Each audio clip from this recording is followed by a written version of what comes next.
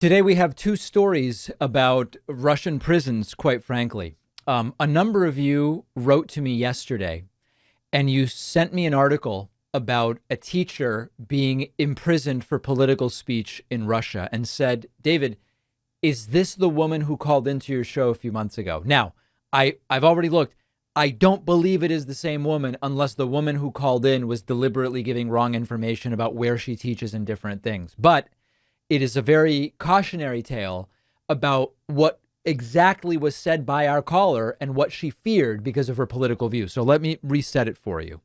Article says Russian teacher sentenced for telling students about war crimes in Ukraine.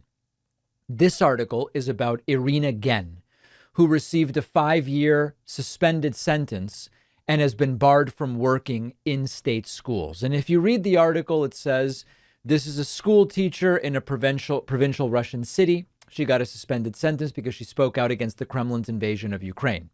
And she was found guilty of discrediting the Russian armed forces. There's a new law that bans criticism of the war in Ukraine.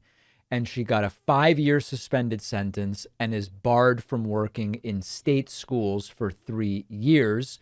The court also found that she disseminated false information by telling students about the siege of Mariupol and Russian airstrikes killing children in Ukraine. She was slapped with charges in March. So this predates our caller. But remember the caller we had who called in under a pseudonym for exactly these types of fears. Listen to this. Taking my questions. Hey, so before you go, you're calling from Russia.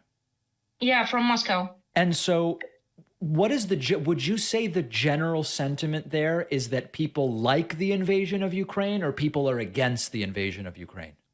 I have to say that I will have a certain Moscow liberal bias because that's the area where I was raised, and my family has always been critical of the government. There is not a single person in my immediate circles that are fans of this government. Okay. But I would say that just from my own personal experience, just looking at cars or driving or parking anywhere, I don't see a single Z sign. There is no single, I would say, personal initiative to install anything that is commemorative to this war.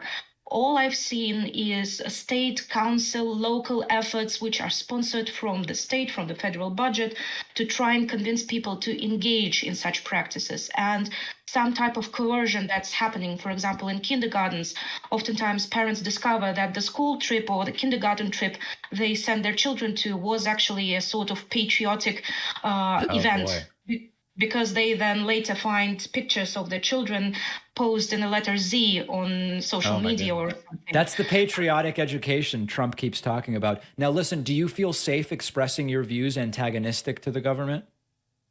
On here, yes. Okay. Over at my university, I've already sort of spoken myself into 15 years of prison if anybody would like dig anywhere around me. So this is just a weird stasis that I know that if anybody looked at me or what I've been writing, what I've been saying, it is quite possible that I will face some sort of fine or maybe even jail time. After all, a person was arrested yesterday for walking out with a printout of Russian constitution onto the streets of Ekaterinburg.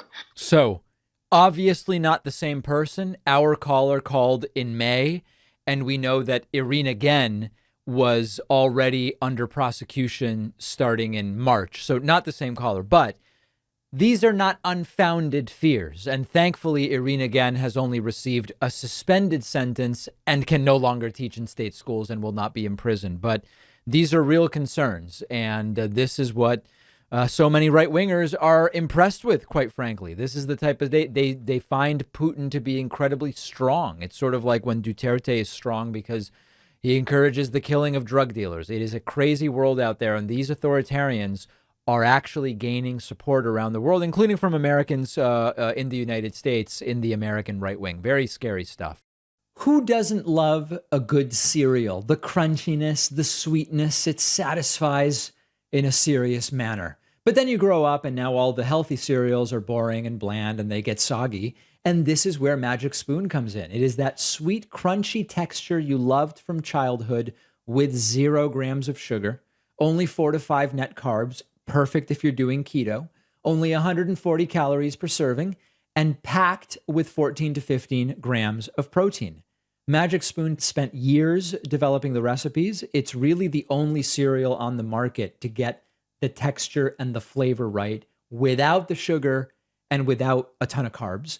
They have flavors like cocoa, honey nut, fruity, peanut butter. Maybe you want to go adventurous. They've got blueberry muffin, maple waffle, cookies and cream, or cinnamon roll. That brings back memories.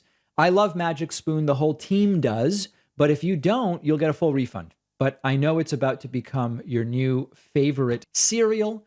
You'll get $5 off when you go to magicspoon.com/Pakman. The link is down below.